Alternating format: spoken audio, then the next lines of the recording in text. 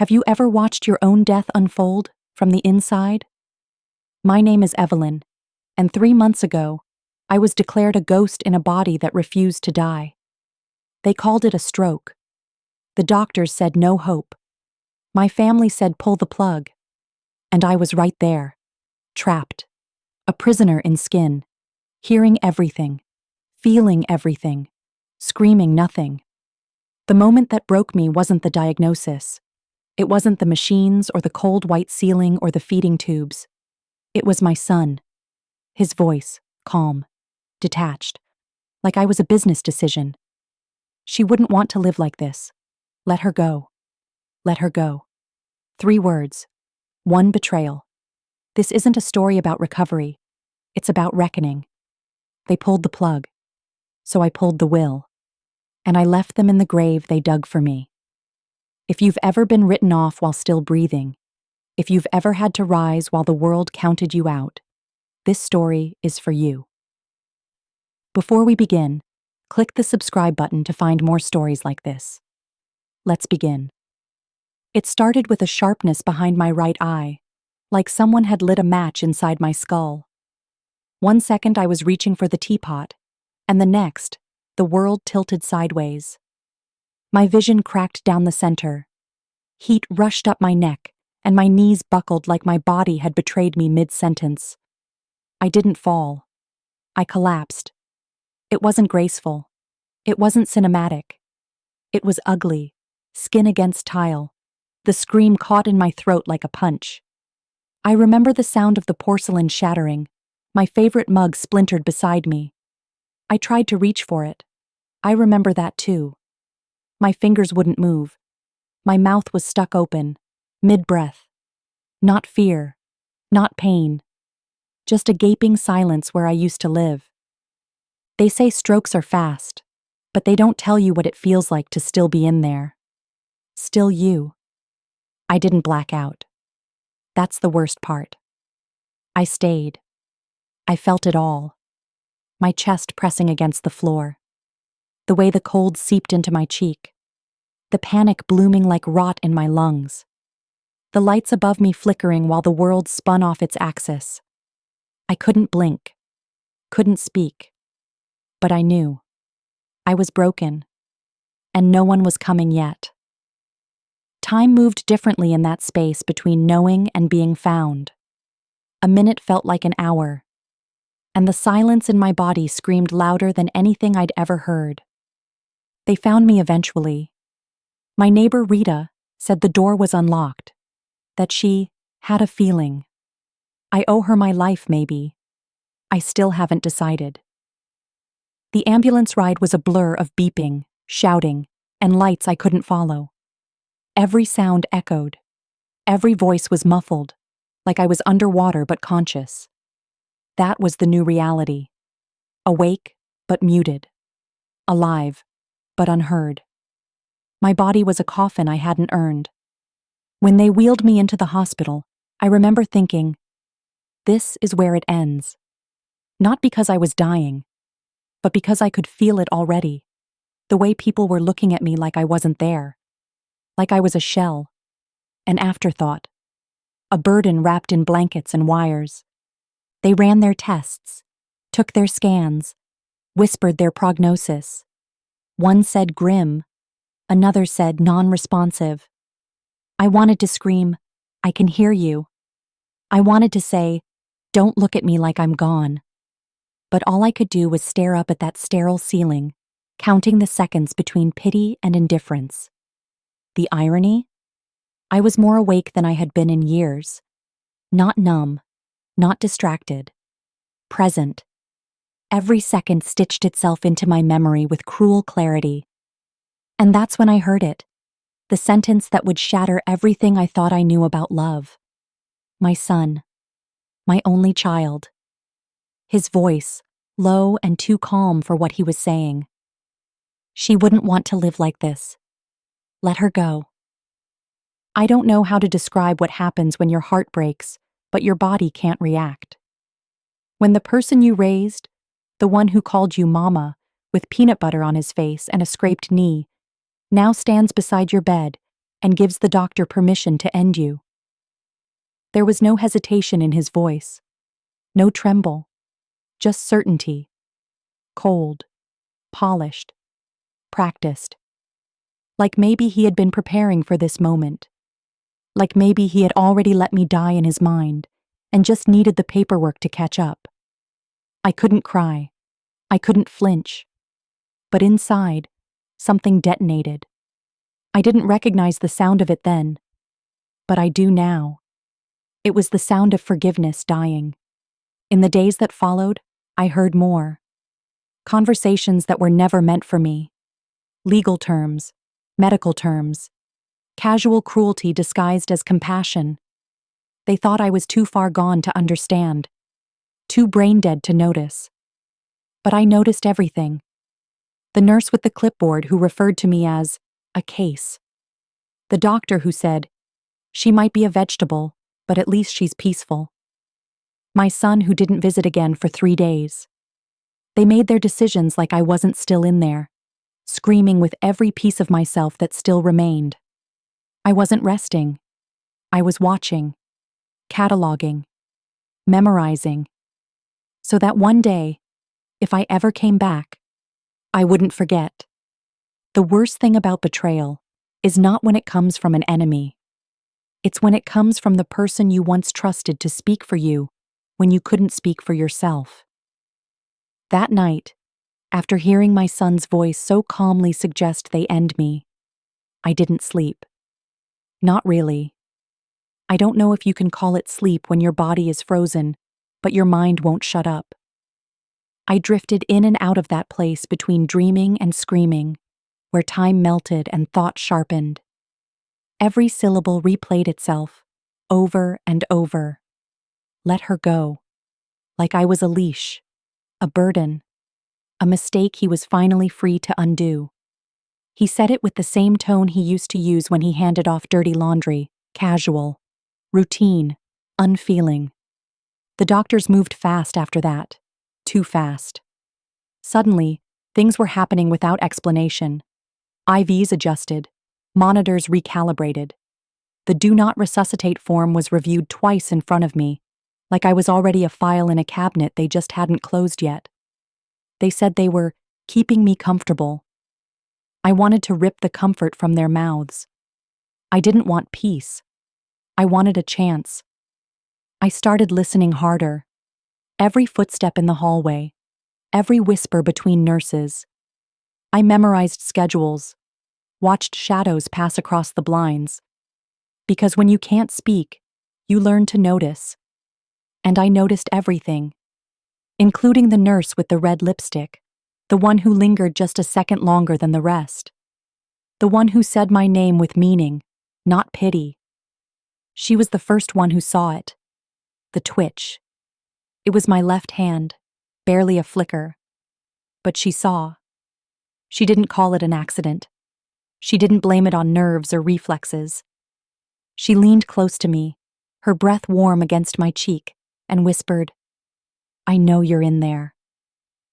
And that single sentence felt like the first lifeline thrown into a storm I'd been drowning in for weeks. She didn't scream it. She didn't run out of the room. She just touched my hand and said, "Keep going." And I did. That night, I focused everything on that hand. All the rage, all the grief, all the fire they thought they'd extinguished. Progress came in inches, a blink, a breath. The way I could control the rhythm of my inhale if I concentrated hard enough. It wasn't dramatic. It wasn't pretty. It was survival in its rawest, ugliest form. I wanted to scream every time my muscles refused to respond. I wanted to cry every time I failed. But I couldn't do either. So I fought in silence.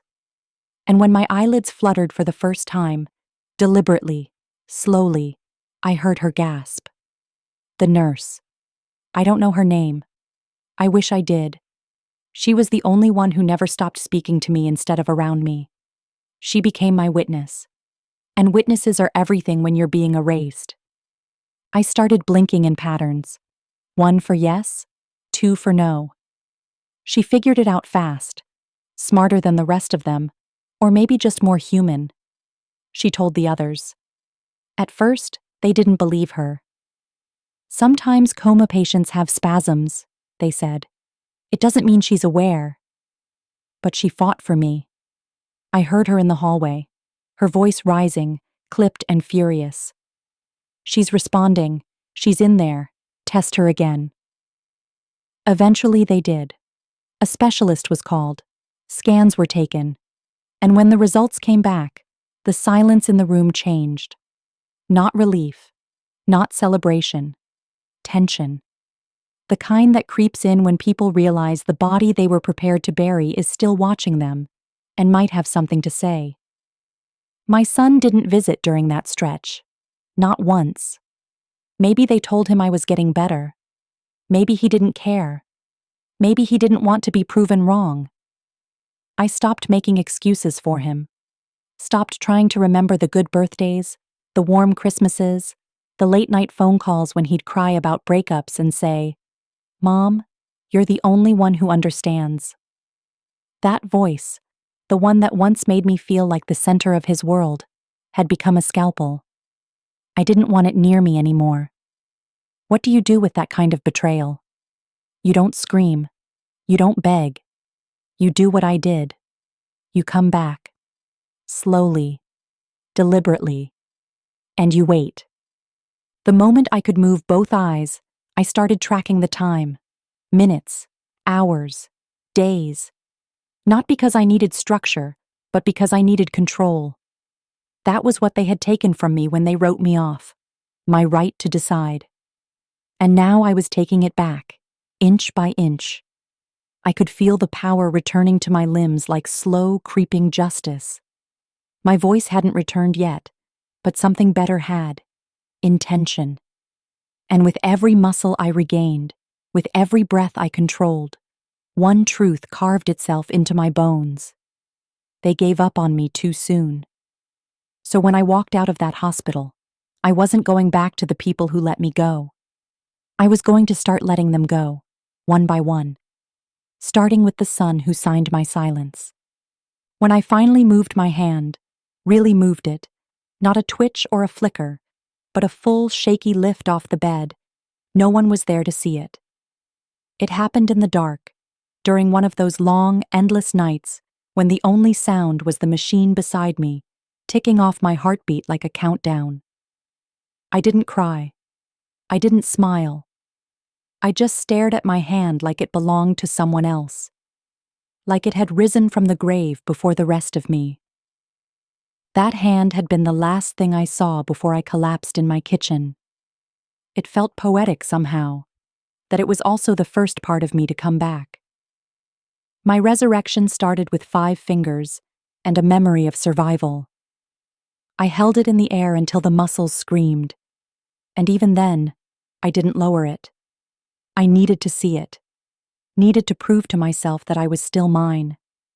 My son still hadn't shown up, not even after the hospital called him with the update. They said he sounded surprised, that he'd check in soon. He didn't. I didn't ask again. If he needed a second invitation to see the mother he'd tried to bury, then he didn't deserve to see her rise. I stopped looking toward the door, stopped waiting for flowers or apologies. The only things I wanted were strength, distance, and silence. My silence. The kind I chose. The kind I controlled. Not the silence they assigned to me like a sentence. I stopped being his mother in that bed. Not because I didn't love him, but because love without loyalty is just a story we keep telling ourselves to feel less alone. The therapists praised my progress. They said I was ahead of schedule, but they didn't know I was training for war. Every time I moved, I imagined the day I'd walk out of that hospital and leave no note, no forwarding address. I imagined my son checking his phone, wondering why I hadn't called, why I hadn't returned. And then I imagined the will, rewritten, re-signed, and stripped of every benefit he thought was his by birthright. He had given me up for dead. I was simply returning the favor. "Let her go," he said. And I did. I let her go. The version of me who would have forgiven that kind of betrayal. The woman I was becoming didn't need closure. She needed clarity. And I had it now. I was the one in control. I was the one deciding what came next. Not them. Not the doctors. Not the son who measured my life in paperwork and platitudes. Me. The one they left behind. The one who came back stronger than they were ready for. I wasn't walking toward forgiveness. I was walking away from everything that made dying seem easier than staying. And this time, when I moved forward, I didn't look back. Not once. The day they moved me out of the recovery wing, no one came to help me pack. Not because they forgot, because they didn't know. I hadn't told anyone, not my neighbors, not old friends, and certainly not my son. When I looked around the sterile little room I'd nearly died in, all I saw were reminders of who I used to be, of who they tried to bury, of how easy it had been for them to move on without waiting to see if I might survive. The nurses called it a milestone. "Big day," one of them chirped, like I was graduating from some program I had enrolled in willingly. But this wasn't a celebration. It was a quiet declaration. I was alive.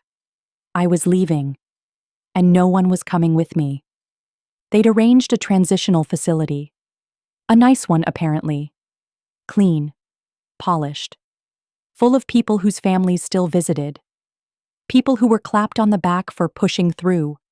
Who had visitors in waiting rooms with balloons and reusable coffee cups. I was not one of them. The driver who wheeled me to the van didn't ask if anyone was meeting me there. I think he already knew the answer. That kind of silence wears a person's name eventually. I rode in the back seat watching the world roll by like I had died and come back as a stranger in my own city. Every familiar street looked different now, sharper, colder. Not because it had changed, because I had. I was no longer looking for belonging. I was looking for distance. At the new facility, they smiled too wide, said my name too brightly.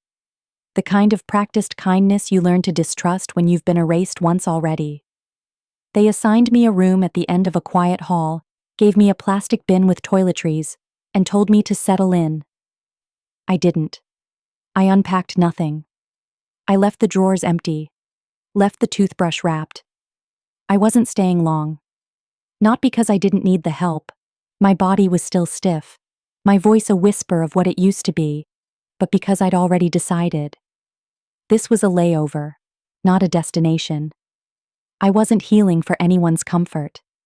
I was rebuilding so I could leave. Not just the room, the story. It was in that silence, in that strange stretch of days where no one visited and no one expected anyone to, that I started remembering. Not the facts. I'd remembered those already. I mean the feelings. The years I'd spent giving everything to a son who didn't even flinch when they suggested cutting my life off like a loose thread. The way I'd stood by him when his own life crumbled. Divorce, debt, drinking. And how I had been the one to keep the lights on and the fridge stocked. How many nights I had given him the last of my energy when I had nothing left for myself. And how quickly he had turned me into a body to be discarded when things got complicated. The worst part wasn't that he said it. It's that he meant it. There was no hesitation, no fear, just the casual cruelty of someone who had already rewritten the narrative in his head. That I would have wanted this. That he was honoring my wishes. I never said I wanted to die if I couldn't speak. I never gave him that permission. But he took it anyway. That's what made my decision so easy. I called my lawyer, quietly, precisely, and made it clear. The will would be changed. Everything I had left, everything I had built, was no longer his to claim. He had relinquished his place in my life the moment he tried to end it. It wasn't about revenge. Not really. It was about truth. About not letting him walk through the rest of his life thinking there would be no consequences. People like him always think they're doing the hard thing out of love. That cutting you off life support is some brave act of mercy. But they don't stay to see the aftermath. They don't wonder if you heard them. If you knew. If their voice was the last thing you clung to before darkness swallowed you whole. I knew. I heard. And I remembered. And now, I was going to make sure he never forgot. I made the call on a Tuesday, signed the documents on a Thursday. By Friday, it was official. The will was pulled, the beneficiary changed, everything redirected. The name that once sat beside mine on paper, as next of kin, as power of attorney, as inheritor of a life he didn't respect, was erased like it had never existed. In its place, a trust. Quiet, sealed, impenetrable. Not because I didn't believe in family, but because I had learned, violently, painfully, that family doesn't always mean loyalty. Sometimes it just means proximity. And he'd had enough of that. I was no longer surviving on love. I was surviving on resolve, on spite, on the terrifying, liberating clarity of someone who has nothing left to lose and nothing left to give to the people who once gave up on her. There's a moment after you sign something final, a will, a trust, a name off a page, where the silence doesn't feel clean. It feels loaded, like the air itself is trying to ask you if you're sure. I didn't answer it. I didn't hesitate. The pen had barely left the paper when I knew it was the right choice. There was no shaking hand, no second guessing, just a cold, still certainty in my bones. The same kind of certainty he'd had when he said, "Let her go." I was just matching his tone now. Not out of malice, out of alignment. They say forgiveness is freedom, but some of us find freedom in finality. And for me, there was no freer feeling than knowing he would never touch a single part of what I fought to recover. The staff at the facility noticed something change in me after that week. I didn't tell them what I'd done. I didn't owe them that. But they saw it. The shift. The way I carried myself. Less as a patient, more as a storm with skin. My posture straightened. My eyes stopped scanning the door for apologies that were never coming. I started speaking again. Slowly, quietly. Each word pulled from the gravel of my throat like it had to be earned. But I spoke.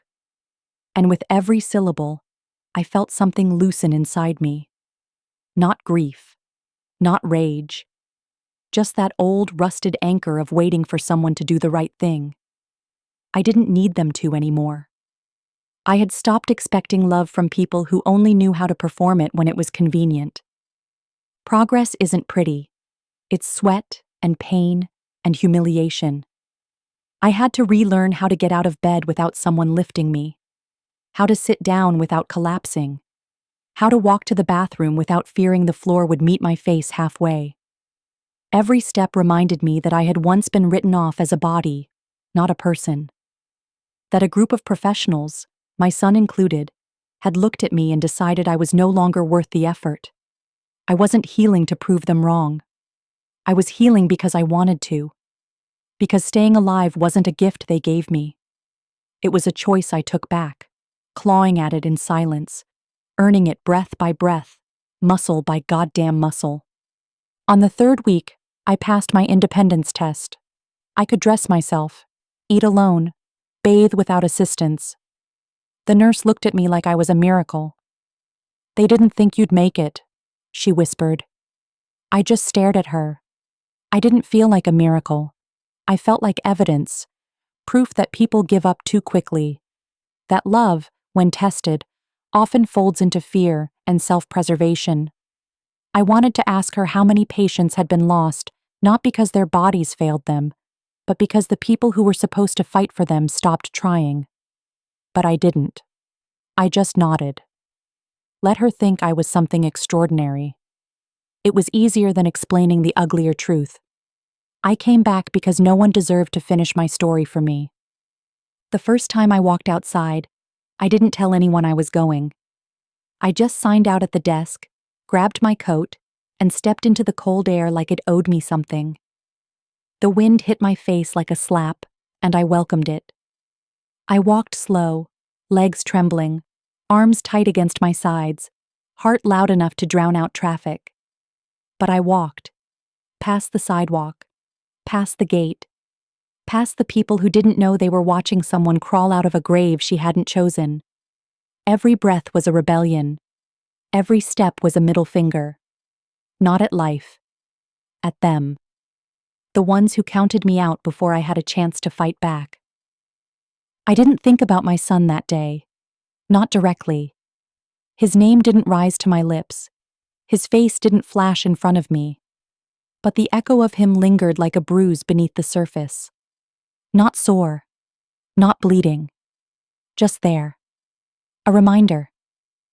I had stopped asking why he did it.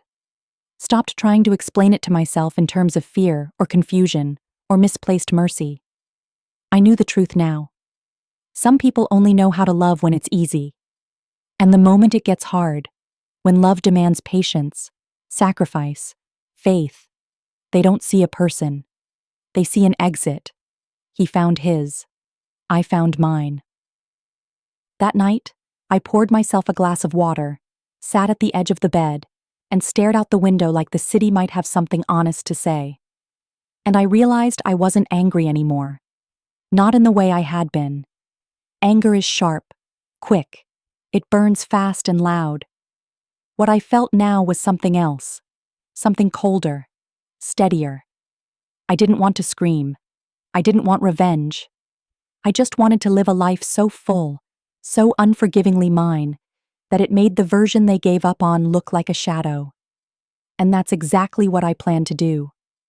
Starting with the moment I stood up from that bed, put on my coat, and stopped waiting for anyone to notice I was still here. I didn't tell anyone the day I left.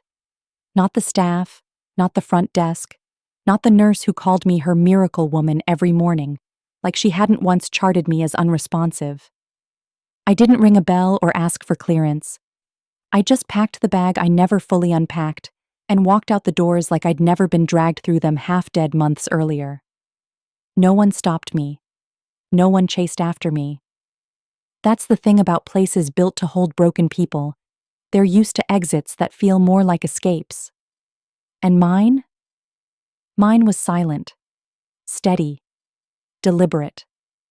I didn't say goodbye because no one in that place had truly seen me to begin with. They saw the ghost. They never imagined she'd leave walking. The air outside tasted different that day. Not like freedom. Not yet. More like proof.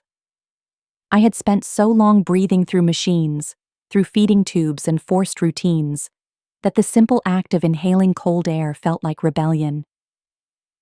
I took the long way home. Past the grocery store I used to walk to on Sunday mornings. Past the coffee shop where my son once told me I was his only constant. I stared at the sidewalk he used to skip along as a boy, back when he still asked for my hand without thinking. The memories didn't hit like a wave. They came sharp and surgical. Little cuts. Clean. Precise. I let them in. Let them slice. Because pain, when it's earned, stops being something you run from. It becomes something you wear. The apartment was still mine. Somehow. A friend of a friend had kept the place paid. I never asked why. Maybe guilt. Maybe pity. Maybe it was easier than dealing with the aftermath of removing me from the world. The key still fit in the lock. The hallway still smelled like old carpet and someone's too strong perfume. When I stepped inside, I expected the air to feel stale, like absence. But it didn't. It felt patient, like the walls had been waiting.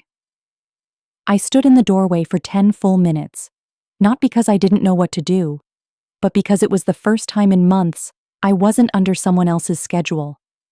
I was alone. Entirely. And for the first time, it didn't feel like abandonment.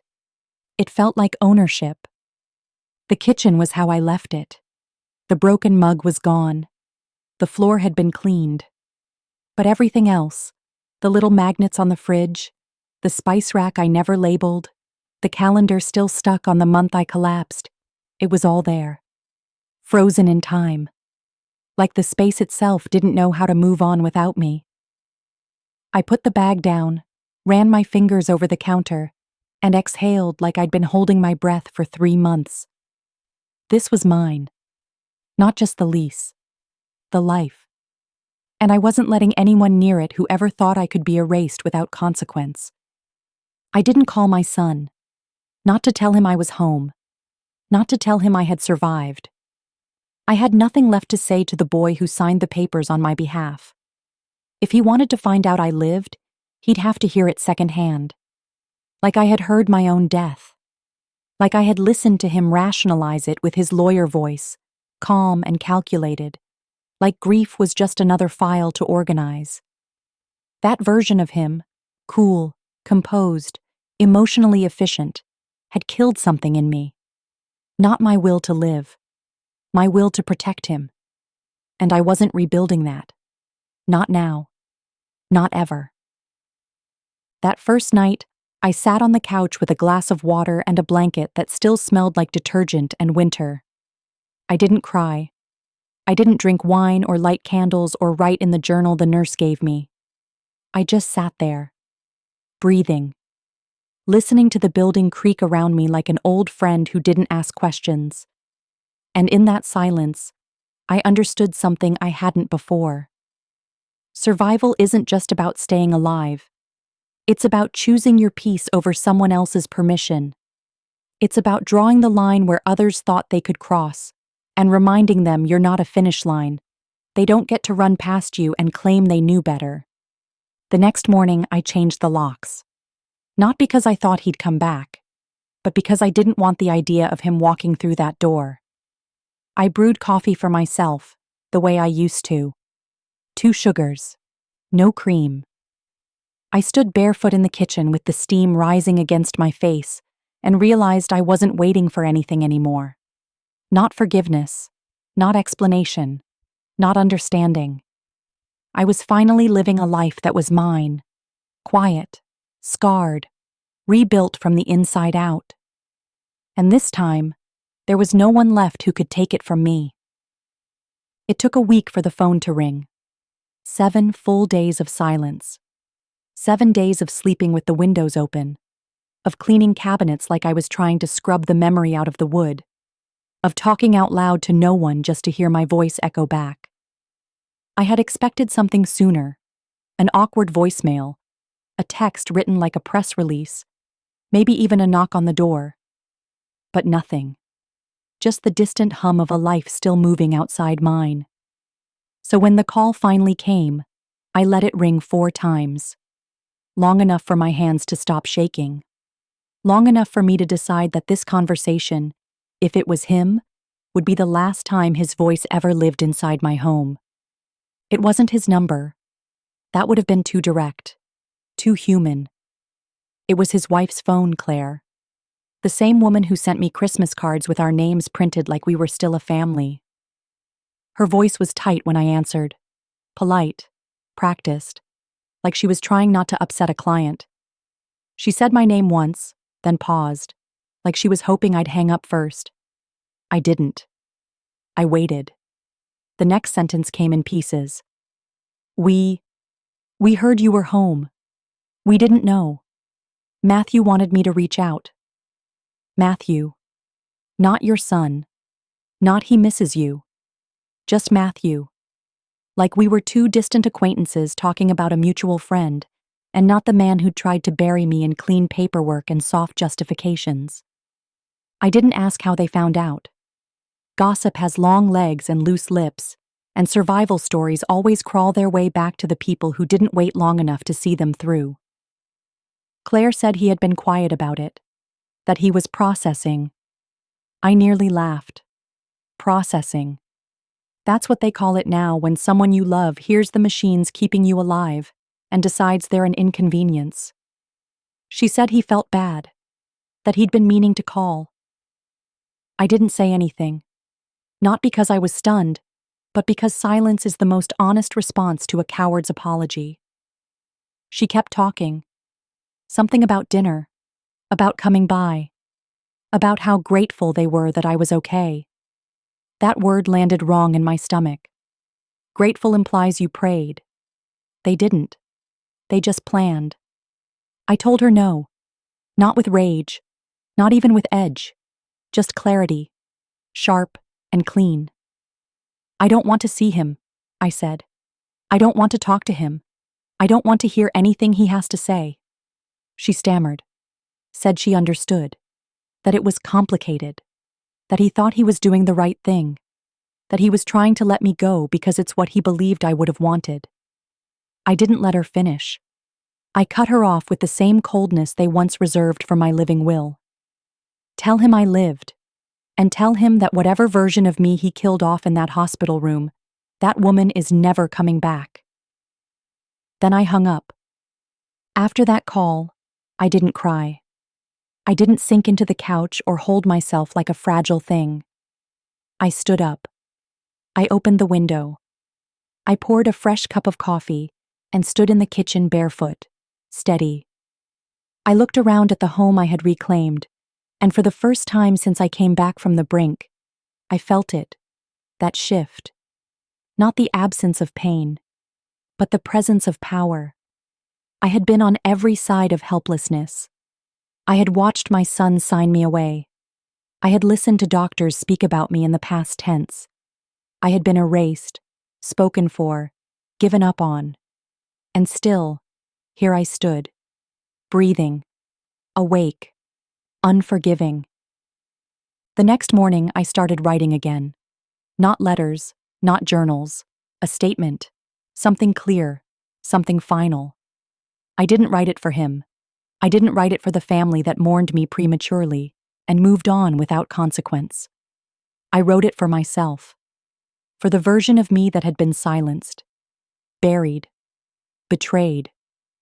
It was time for her to have the last word. Because this wasn't just a recovery, it was a reckoning. And I wasn't finished speaking. Not until every piece of me that had been stripped away was spoken back into existence, on my terms, in my voice, for no one but me.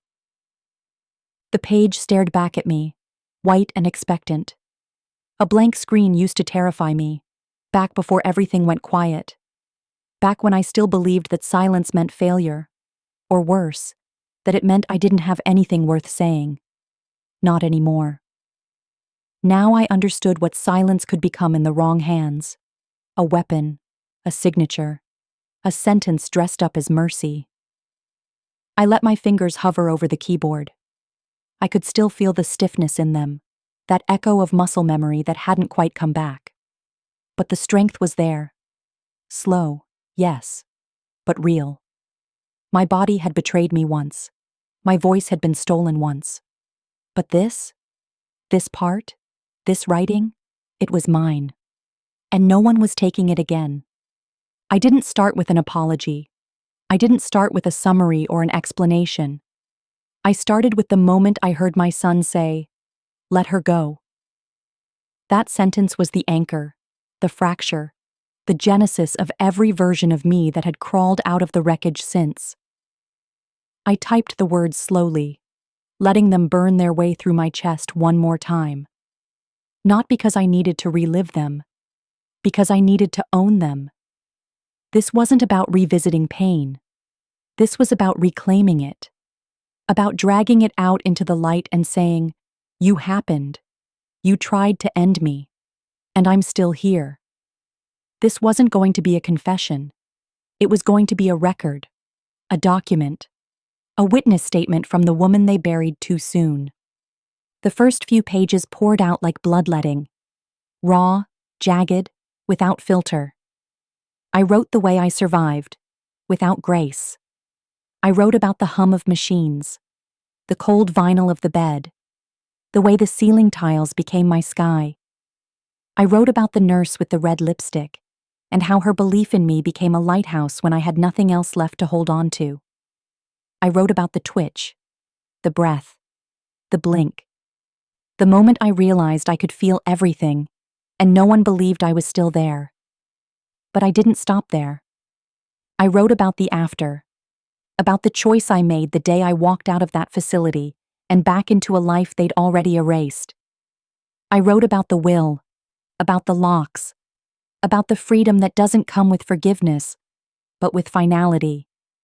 And then, I wrote about him, Matthew, my son, the boy I raised, the man who stood over my hospital bed and nodded while someone discussed the terms of my quiet expiration. I didn't spare him. I didn't soften. I wrote about how betrayal doesn't always come as an attack. Sometimes, it comes as a shrug, as paperwork, as the absence of a voice when yours is gone. I didn't write to vilify him. That would have been too easy. I wrote to name what happened, to put truth to the shape of his silence. And in doing so, I finally stopped carrying it like a wound. It became something else. A scar. Closed. Sealed. Visible only if you knew where to look. I didn't stop after the first piece. I kept going. Every morning, I woke up, made coffee, sat in the same chair with the same blanket across my knees, and wrote. Sometimes it was just a paragraph. Sometimes it was 5 pages. I didn't write for an audience. I wasn't trying to go viral or get published. I wrote because survival without reflection is just running. And I was done running. The pieces started forming their own rhythm. Not just about the stroke, but about what came after. The bureaucracy of grief when you're still breathing. The humiliation of relearning how to bathe yourself while the world thinks you're already dead. The quiet anger that builds when you realize people only loved you while you were convenient. After a few weeks, I printed the pages out and stacked them neatly on the table beside my bed. It wasn't a book. Not yet. It wasn't even a full story. It was just mine. A record of the days they thought didn't matter. The hours they assumed I wouldn't remember. I ran my fingers along the edge of the pages, paper-thin proof that I had made it out. Not just physically, mentally, emotionally, fully. My voice had come back. Not all at once, but word by word, line by line. And I realized something that night as I sat there with the window open and the city humming like a lullaby. I didn't need anyone to acknowledge what I had been through. I didn't need permission to keep going. I had already survived the worst thing a person can face, being erased while still alive. Everything after that was just rebuilding. And I wasn't rebuilding for him. Not for Matthew. Not for anyone who called once and never again. I was rebuilding for the woman who blinked 3 times to say I'm still here. For the woman who fought her way out of silence with nothing but instinct and anger and spite. For the version of me that now stood taller, quieter, more dangerous in her peace than I had ever been in my pain. Because when you've been stripped down to nothing, and you choose to come back, you don't come back soft. You come back sharp, clear, unapologetic. I was no longer waiting to be heard. I was speaking now. And the world could either listen or get out of my way. It's strange, the first time you realize no one is coming. Not because they forgot, not because they're too busy, but because they've already written the ending without you. That awareness doesn't land all at once.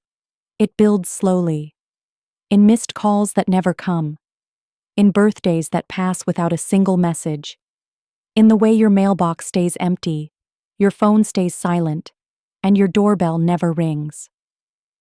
I remember sitting by the window, watching the late light smear across the glass, like it was trying to soften the edges of my solitude. But it didn't. Nothing could. Because I finally understood. I wasn't part of anyone's plans anymore.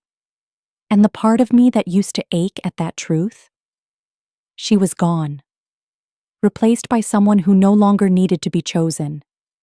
I'd chosen myself. And that would always be enough. There was a time, not long ago, when I would have given anything to hear his voice, even if it came with guilt, even if it dripped with justification. I just wanted to know I still mattered. That somewhere, beneath all the silence and signatures, I was still his mother. But that need had dissolved, worn away by every unanswered call, every excuse passed through his wife, every failed attempt at pretending what he did was anything less than erasure. There's a unique kind of grief in realizing someone you raised no longer recognizes you unless you're on a hospital bed, quiet and still. That their love had an expiration date, and your inconvenience pushed it past the point of return. So I stopped waiting. I stopped checking the phone. I stopped imagining some version of him showing up at my door with trembling hands and an apology too late to matter. Instead, I gave myself a new kind of ritual. Mornings were for writing. Evenings were for silence. Not loneliness, silence. A chosen quiet. A space where my thoughts didn't have to fight to exist. I found comfort in the rhythm of my own voice on the page. No interruptions, no corrections. No one trying to soften the truth for the sake of family ties. I let myself bleed in ink and found that it didn't hurt anymore. It just clarified.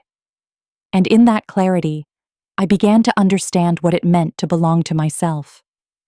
One night, after finishing a page about the second week of my recovery, the week I tried to stand alone and fell twice, I closed the laptop and walked barefoot into the kitchen.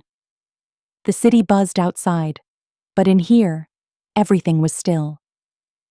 I stood at the sink with a glass of water in my hand, staring at the reflection in the window. I didn't recognize her. Not in the usual sense. Not in the who is that person way. But in the way survivors always look different than the image you've clung to. Her shoulders were straighter. Her jaw was tighter. Her eyes didn't scan the corners of the room for threats or answers.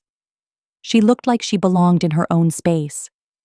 And it hit me all at once. I wasn't recovering anymore. I had recovered. Not completely. Not perfectly. But enough to say, this life is mine again. And then came the guilt. Not for surviving, but for feeling good about it. For a long time, I thought peace was something I'd need to fight for, that it would come in like a wave after a final confrontation. But peace didn't show up with noise.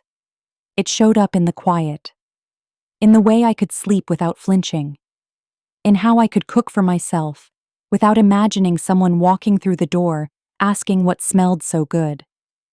I'd spent so long believing closure would come from him, that his remorse, his acknowledgement, would be the final piece. But it wasn't. Closure had arrived silently, in the way I no longer hoped for a version of him that never existed. The neighbors still asked about him sometimes. "How's your son doing?" they'd say, not knowing the rupture. I always smiled, nodded, gave the kind of answer that didn't invite more questions. Not because I was hiding the truth, but because the truth didn't need to be explained anymore. I didn't owe anyone a recap of how he signed my fate away with a straight face. Didn't owe them the details of how I'd been reduced to a legal form, a bed number, a liability. What happened between us wasn't a tragedy. It was a reveal. And once something has been revealed, you don't unsee it. You just decide what to do with it. I had made my choice. Some nights, I still sit by the window, not because I'm waiting, but because I like the view. The way the city breathes. The way strangers laugh below, their voices rising like music. Life goes on. Always. And I'm part of it now, not as someone desperately clawing her way back, but as someone who was never truly gone. Just underestimated.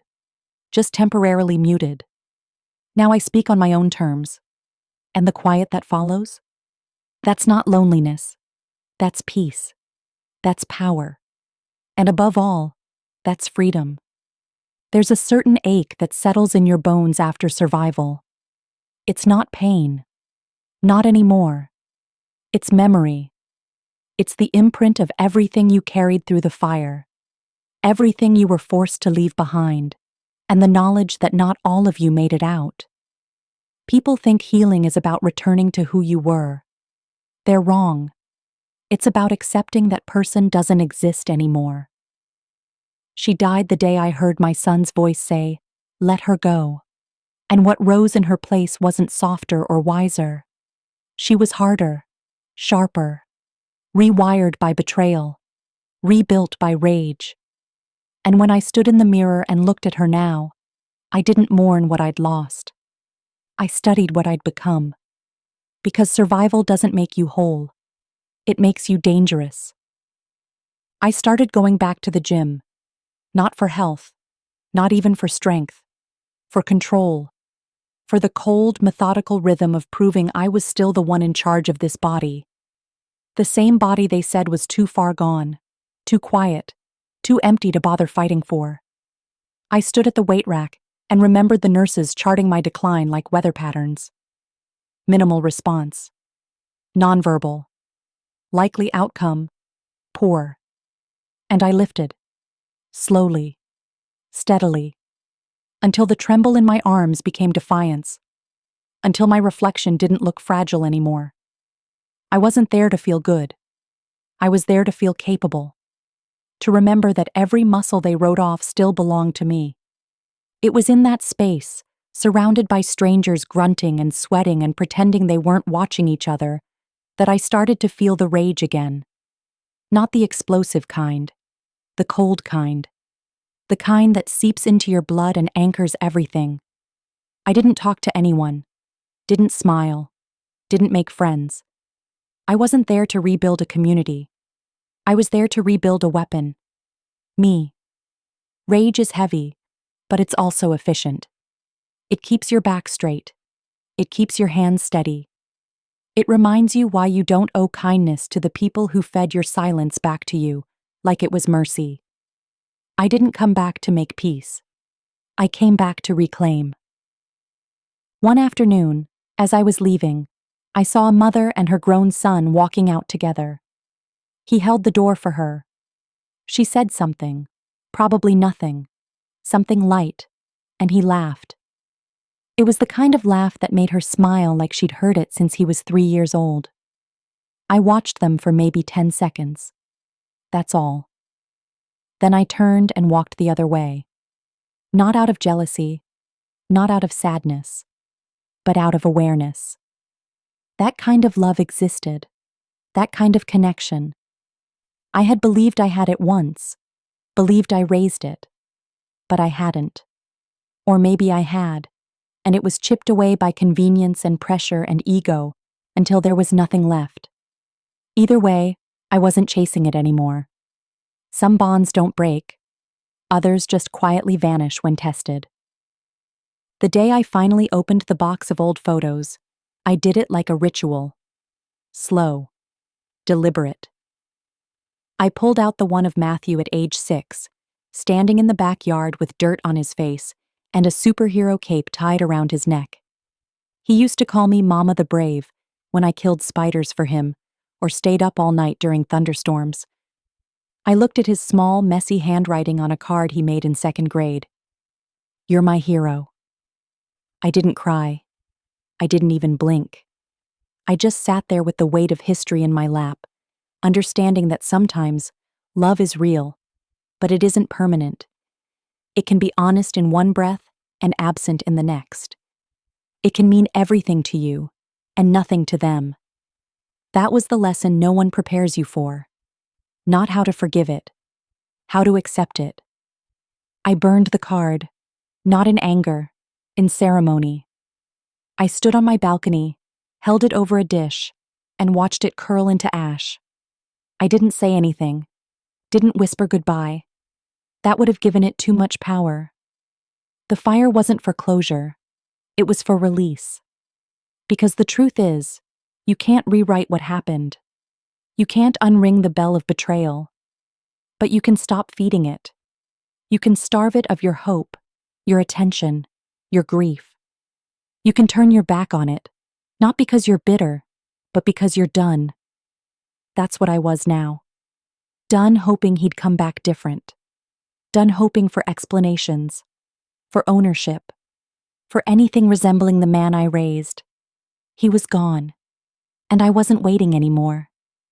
Now, when I move through the world, I do it without flinching, without wondering who I'm disappointing or who might not understand my silence.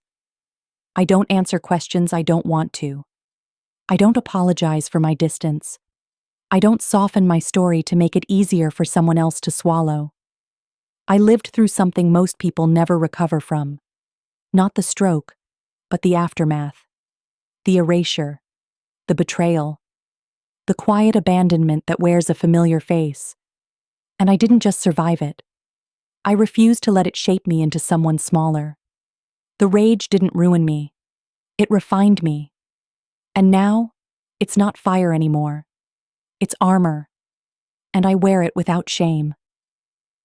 The first time I told the story out loud, it wasn't to a room of strangers or a polished interviewer with soft questions and wide eyes. It was to a woman in a waiting room, late 50s, hair pulled back too tightly, hands shaking around a paper cup of coffee. She wasn't crying, but you could tell she had. You could always tell. She looked like someone holding the lid on tight, afraid if she said one honest word, the rest would come spilling out in a flood. I'd seen that look in the mirror for months. I recognized her pain like you recognize a reflection. I didn't ask what brought her there. I didn't need to. Hospitals have a way of pulling grief out of people like water from a stone. We didn't talk for a while. Just sat. Both of us in that stale, humming silence you only find in medical buildings, where time seems suspended and hope feels like a coin flip. Then, without looking at me, she said, "They think it's time to let him go." Her voice cracked on the word time. I didn't respond right away. I could have asked the polite things. I could have nodded with sympathy. But what came out was quieter, sharper. "Is he still in there?" She looked at me like I'd asked the one question no one else had dared. "I don't know," she whispered. "But I feel him, like he's listening." I nodded once, and then, just like that, I told her everything. From the cold tile of my kitchen floor to the moment my son called me a body to be released. I didn't spare the ugly parts. I didn't decorate the pain. I told her the truth. By the end of it, she was crying again. But it wasn't the kind of crying that needed comfort. It was the kind that comes with recognition. Like something inside her had been seen, named, and finally allowed to breathe. "I knew it," she said, eyes wild and red. "I knew he was still there." I didn't give her advice. I didn't tell her what decision to make. That wasn't my place. But I gave her the one thing no one gave me when I needed it most: permission to trust herself. And that moment, that connection between two women sitting beside a vending machine under flickering fluorescent lights, was when I realized something had shifted. I wasn't just surviving anymore. I was becoming a map for people trying to crawl their way back from the same edge I once hung from. Word spread slowly. One woman told another. Someone sent an email. Someone else forwarded the writing I'd quietly uploaded to a personal site with no promotion, no name, no pitch. Just a story. My story. And people came. Not in waves, in trickles. Quietly. With caution. Like they were testing the weight of their own memories against mine. I started getting messages. Some long, some barely a sentence. "Thank you. I thought I was crazy." He tried to decide for me too. I didn't fight back. I wish I had. They weren't looking for validation. They were looking for proof. Proof that the silence they survived meant something. That what was done to them in hushed tones and clinical terms wasn't imagined. That it counted. I started replying. Not to all of them, but to the ones who felt closest to the bone. I told them what I had learned in the aftermath, how rage isn't weakness, how distance is not the same as bitterness, how you don't have to explain your grief to the people who caused it.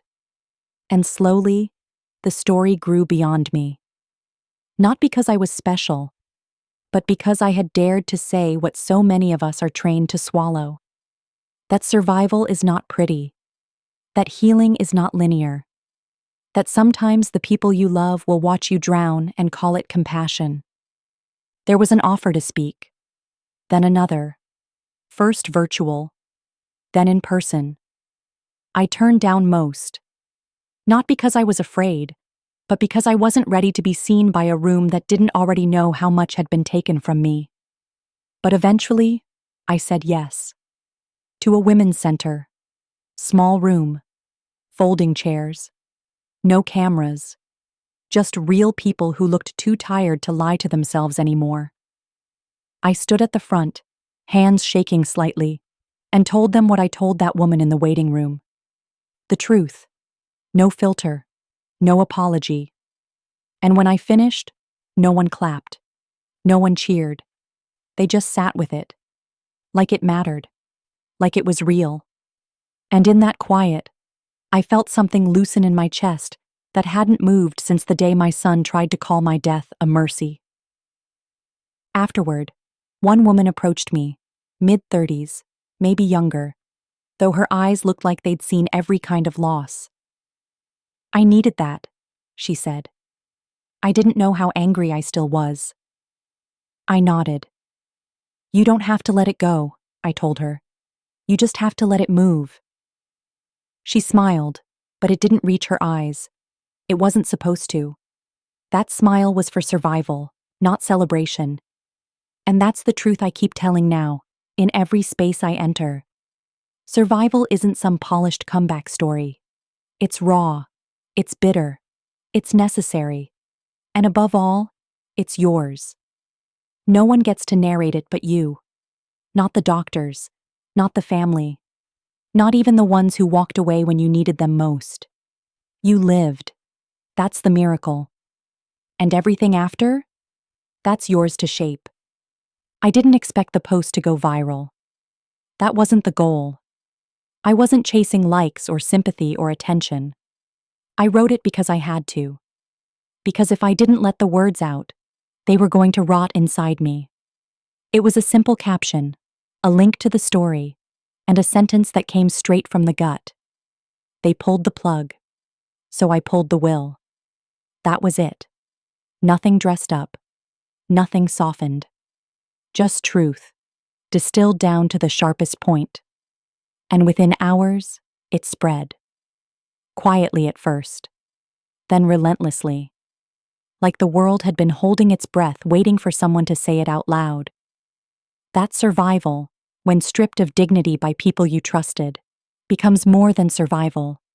It becomes revolution. Messages flooded in. Some were raw, others precise, like people had rehearsed their pain in their heads for years and finally found a place to let it land. My sister unplugged our mother without even asking me. I heard my husband say he was ready to move on while I was still in a coma. I didn't get a chance to come back. I just got replaced. They weren't stories. They were battle cries, buried in inboxes and comment sections, spoken in whispers because grief gets handled like a fragile vase, but betrayal gets ignored. And what I learned, reading everyone, was that silence had never been about peace. It was about survival, about being allowed to tell your story without being interrupted by someone else's comfort. I was asked to go on a podcast, then 3 more. Then a documentary crew reached out, a producer from a morning show. "We'd love to have you share your story." But something in their tone felt like they wanted a soundbite, not the truth. They wanted the redemption arc, the beautiful ending. They wanted me to sit on a couch with glossy hair and say, "But we're healing now. He's my son after all." That wasn't the story. That wasn't the point. This wasn't a tale about reconciliation. It was about consequence.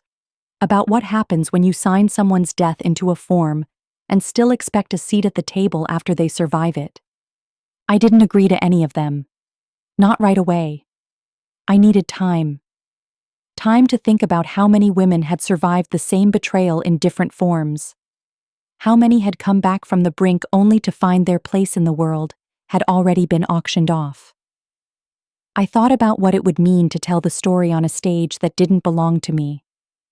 I didn't want my voice filtered through a host's empathetic smile or softened in post-production. I wanted to tell it the way I lived it, raw, breathless, unapologetic. And so, I decided to tell it my way. I filmed myself. One camera, one room, one chair. I didn't look into the lens like it was an audience. I looked into it like it was the person who left me behind. It wasn't a performance. It was an autopsy. I didn't cry. I didn't pause for dramatic effect. I told the truth, in order, from the first whisper I heard, while frozen in bed, to the last paper I signed, removing my son from everything I once built with him in mind.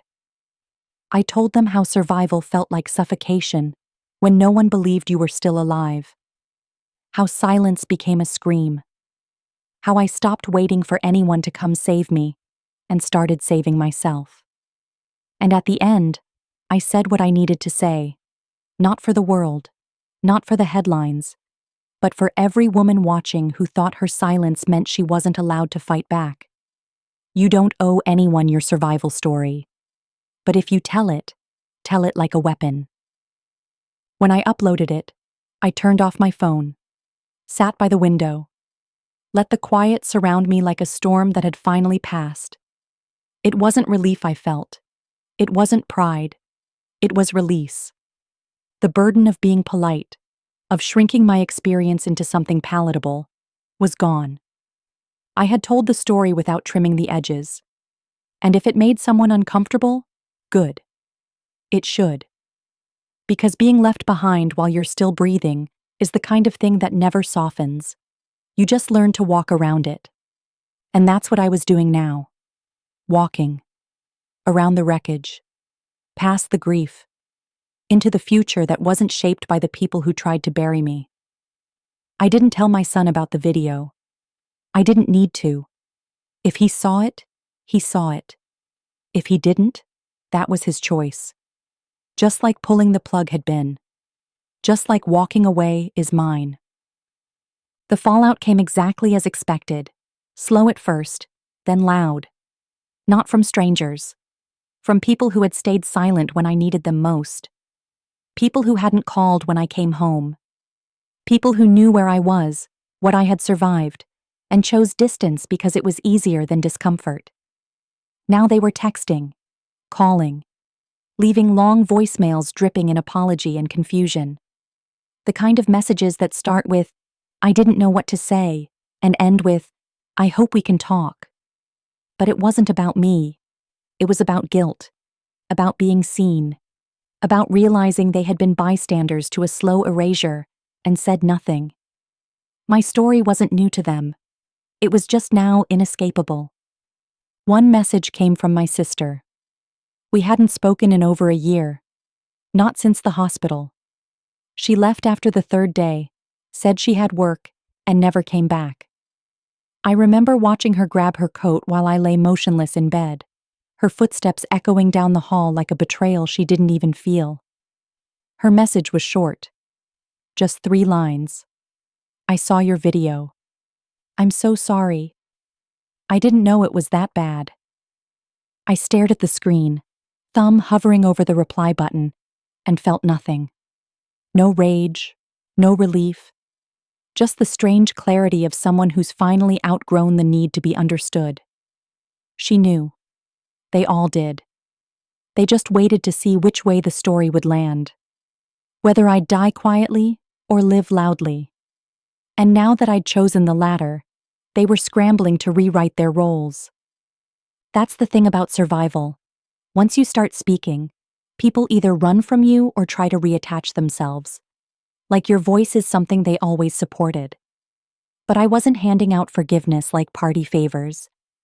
I wasn't hosting a reunion tour. I had made peace with the silence they gave me. It had taught me how to trust my own instincts again. How to hear my inner voice above the noise of obligation and blood ties. I didn't need to scream at them. I didn't need to block them either. I just let their words sit unanswered, like unopened mail. Because closure isn't always a confrontation. Sometimes, it's just a decision to let them carry their guilt without giving them a place to set it down. The video was passed around like a secret. People weren't sure they were allowed to share. Not because of the content, because of the truth. It didn't fit the narrative people wanted to believe about family, about love, about recovery. There was no ribbon on the ending. No, we reconciled and grew stronger.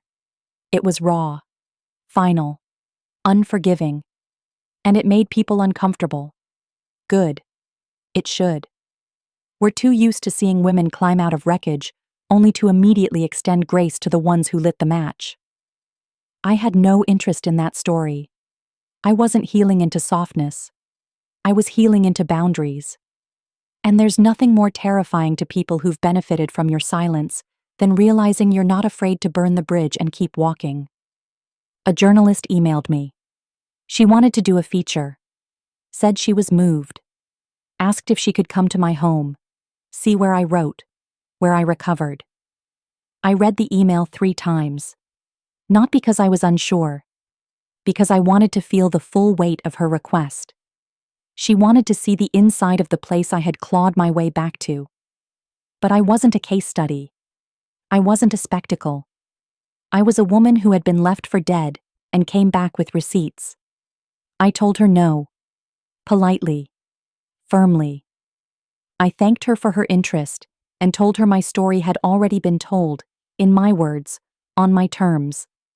And I wasn't opening the door for someone else to frame it in pastels and piano music. That night, I made dinner for myself.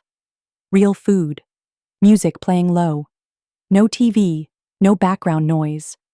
Just me, in my apartment, alive in a way I hadn't been in years. The kind of alive that doesn't ask for validation. I poured a glass of wine, sat at the table alone, and for the first time, I didn't think about who wasn't there. I didn't mourn the absence. I honored it. Every empty chair was a decision I had made to protect my peace. To choose solitude over loyalty to those who saw my life as optional. And it felt like power. Because when you come back from the dead, you don't owe anyone your softness. Not the people who left. Not the ones who pretended they didn't see it happening. Not even the ones who mean well now, too late. What you owe is the truth. And I had told it. Clearly. Loudly. Once. That was enough. Let them sit with it. I had already moved on. The night I received his letter, I almost didn't open it. It came without a return address, tucked in a plain white envelope with my name written in handwriting I hadn't seen in over a year. But I knew. The slant of the letters, the uneven spacing, the way the E in my name curled like hesitation. It was him. Matthew. My son. The boy who stood in my hospital room and nodded when they asked if it was time to end me. He didn't call, didn't text. He wrote a letter. Like that would soften it. Like pen on paper could carry something cleaner than his voice had when it said, "Let her go." I didn't tear it open. I held it for an hour.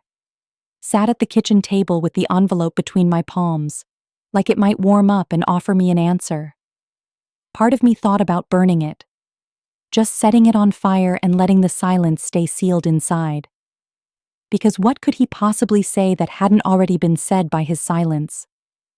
But another part of me, colder, sharper, wanted to read it. Not for closure, for confirmation. I needed to see the way he tried to stitch his version of events together. I needed to know if he still believed he did the right thing. Or worse, if he thought I would thank him. When I finally opened it, I didn't breathe. My fingers moved slowly, sliding the letter out like it was a live wire.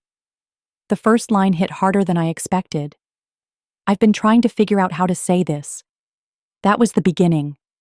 Not, "I'm sorry." Not, "I was wrong." Just a fumbling admission that he still didn't know what the hell he was doing. The rest of the letter read like a performance. Grief, regret, confusion, all the greatest hits, wrapped in the language of someone who wanted to be forgiven without doing the work of asking for it. He wrote about the moment he made the decision, said he felt like he was protecting me, that he thought it was what I would have wanted. I laughed out loud. A short, bitter sound.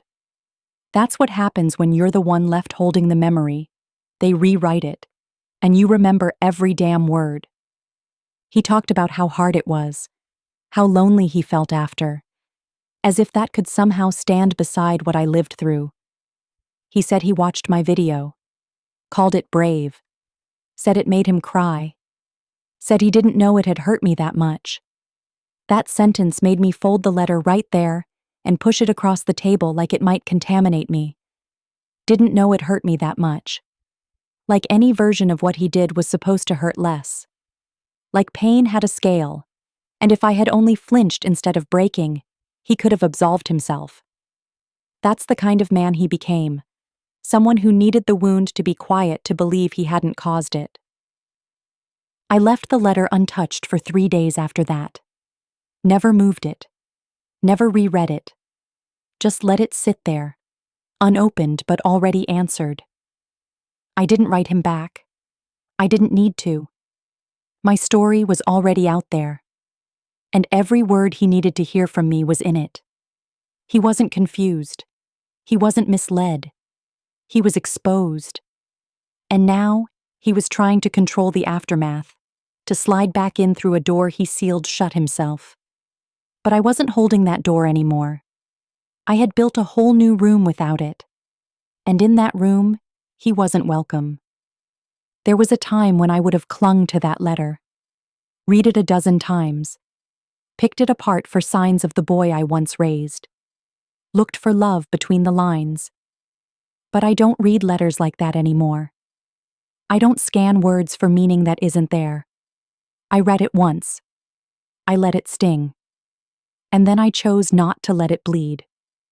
Because forgiveness, in the absence of accountability, isn't healing, it's performance. And I've spent enough of my life performing for people who only love me when I'm easy to forgive. So I folded it again, slid it into a drawer I don't use, didn't rip it, didn't frame it, just let it exist, quiet, unopened, unnecessary. That's what he became to me. Not an enemy, not even a villain, just unnecessary. The noise I no longer invite, the voice I no longer crave, the letter I don't need to answer. Because my life now is not a continuation of what he left. It's a rejection of it, a reclamation. And I don't need a letter to prove that I survived. I already wrote the truth. And the world heard me. The drawer stayed closed. Not because I was afraid of the letter, but because I wasn't. That's the difference now. Before, his voice had weight. It pressed down on my ribs, lived in my chest like an echo I couldn't silence. But that drawer? That was just a box. And what lived inside it wasn't power. It was proof. Proof that he wanted access, not reconciliation. That he still believed he had a place in the story after walking out of the room where I had to fight alone. He thought writing my name in ink would carry more weight than the moment he erased it in real time. But ink doesn't undo abandonment. And I don't mistake a letter for a lifeline. I got back to my life. That's what survival eventually becomes. A rhythm. Not just the big wins, the quiet ones. Making coffee, breathing steady, sleeping without fear. I no longer lived in the shadow of what happened. I didn't check my phone waiting for his number. I didn't stare out windows wondering if he'd show up, looking broken, asking to be let in. There were no more hypotheticals, no more fantasy scenes where he fell to his knees and said, "I made a mistake." The reality was simpler. He had made a mistake, and he was living with it, just like I was living without him. People started calling me brave. Strangers, friends of friends, survivors I hadn't met yet. And every time, it sat on me like something borrowed. Because I hadn't done anything heroic. I hadn't saved the world. I had just saved myself. And even then, not out of strength, but necessity. When they gave up on me, I gave up on them. And that wasn't bravery, it was instinct. The kind of gut-deep reaction you make when you're lying in a bed, paralyzed, listening to the people you loved decide you're better off gone. You don't rise from that to inspire. You rise because you have to. Because breathing is the only rebellion left. I started speaking at events, small ones, community spaces, groups of women sitting in cold folding chairs with their coats still on, arms crossed not in defiance, but in protection. I knew that posture. I used to sit like that, waiting, listening, trying not to fall apart while someone else held the mic. Now I was the one holding it. But I didn't tell them how to forgive. I didn't tell them to heal. I didn't offer mantras or empty affirmations. I told them what I told myself. You are allowed to leave them behind. You are allowed to survive without letting them back in. And that truth cracked something open in the room every single time. I never named him publicly. Not once. Not in the talks. Not in the video. Not in the writing. Because it was never about him. It was about the moment someone tried to write my ending, and I took the pen back. I didn't need to destroy him. I didn't need revenge. I just needed to tell the truth loud enough that no one could rewrite it again. And in that silence, where his name should have been, I built something stronger. A boundary. A refusal. A space where women could place their own pain and not have to apologize for it. He wanted a footnote in my story. But what he got was nothing. Not because I forgot him. Because I refused to carry him anymore. The city started to feel like home again. The streets that once held ghosts now just held people. No more memories ambushing me around corners. No more holding my breath in cafes when someone laughed like he used to. I had outlived the echo. And in that quiet, I found something I hadn't expected to miss. Joy. Not the kind tied to someone else's approval. Not the kind waiting for closure. Just quiet, unfiltered joy. I danced in my kitchen again. I painted the bedroom. I started saying yes to things without checking if they might trigger something. Because nothing had power over me anymore. Not his voice. Not the letter. Not even the memory of the moment he left. And that's what chapter 15 became. Not a confrontation. Not a climax. A choice. The decision to keep living a life that no longer includes the people who couldn't hold it when it mattered. There was no ending to grieve. No reunion to hope for. Just the continuation of a story I was finally writing myself. One breath. One boundary. One new day at a time. And that drawer? It stayed closed. Not because I needed to forget, but because I finally could. I started running again. Not far, not fast. Just enough to feel the ground beneath me and remember that my body still belonged to me. The first time I laced up my shoes, I paused at the door, hand on the knob, breath stuck somewhere between hesitation and defiance. For months, I had walked carefully through my life, measured, cautious, quiet. But that morning, I didn't move like someone trying to avoid being broken again. I moved like someone who knew she already had been, and survived it. The air was sharp, cold, the kind that cuts your lungs just enough to remind you you're alive. I ran the same loop I used to before everything, the one that passed the church, the bookstore, the little corner cafe that still hadn't changed their awning. And with every step, I shed the version of me they tried to put in the ground. The one they mourned while she was still breathing. The one who wasn't supposed to come back. I passed people who didn't know me. Strangers with dogs, with coffee cups, with headphones and unreadable expressions. And for the first time, I didn't flinch when I made eye contact. Back home, I stood in front of the mirror, sweat slicked and heaving, and I saw her again. Not the version they wrote off. Not the one who blinked in defiance under fluorescent lights. This one was louder without speaking. I showered. I made breakfast. I didn't scroll through the messages. I didn't open the drawer. I didn't revisit what had already been resolved. That morning, my peace wasn't a performance. It wasn't curated. It was earned, quiet, sharp, unshakable. The city moved around me like it always had, indifferent. And for the first time, I felt like I wasn't chasing it. I was part of it.